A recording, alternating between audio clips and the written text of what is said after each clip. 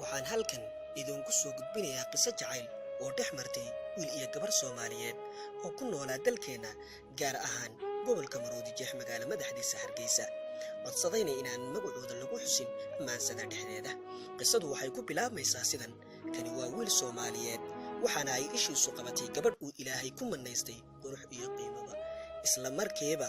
waxaa wiilkii galay dareen jacayl kaasi oo u qaaday haweeneydii qurxoonayd in muddo ah waxa uu la daalaa dhacaba waxa uu go'aansaday inuu gabadhii raadsho oo uu u bandhigo dhibaatada jirta nasiib wanaag markiiba uu helay gabadhii warwareeg badan kadib waxa uu kala hadlay dhibka meesha jira waxayna ugu jawaabtay si isla weyni leh alla xumaa oo daranaa dareen jacayl oo kalinimo iyo cid la kugu helay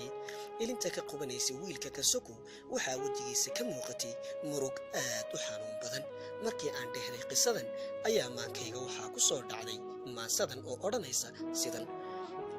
anoo ku daweynayaa diliya nacabii qabtaa anoo ku daryeelayaad adigu dabinin dhigtaa anoo ku danaynayaa dabnaareedii hurtaa jacaylkani duuriyee ka shayda dulleeyey baad adigu ka dabiiban tahay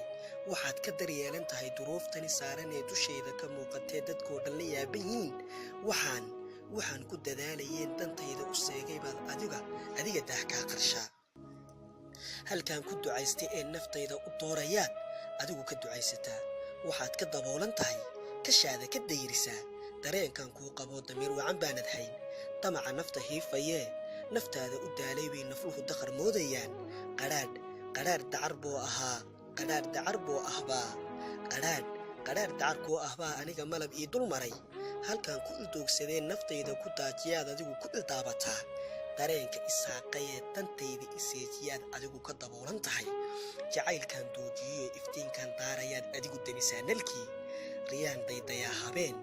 adoo u dulmeerayo daryeel iisii fidshoo ku daawanayaan arkaa haddana riyadan dadaa xaqiiqada daaran iyo daliilkan sii arkaa haddana dan kalaan idhaa dawgoon ka habaaba iyo dariiq xidhan baan arkaa inuu diiwaanka galo jacaylkan doonayaad dabaylaha raacisaa inuu diiwaanka gala jacaylkan doonayaad dabaylaha raacisaa anuun degdegayn haddana waxaa nafta ugu darxiray hadduu nafsi daahay jiro diin baa soo sida ogow hadduu nafsi daahay jiro diin baa soo sida ogow daryeel wakhtigaaga dhow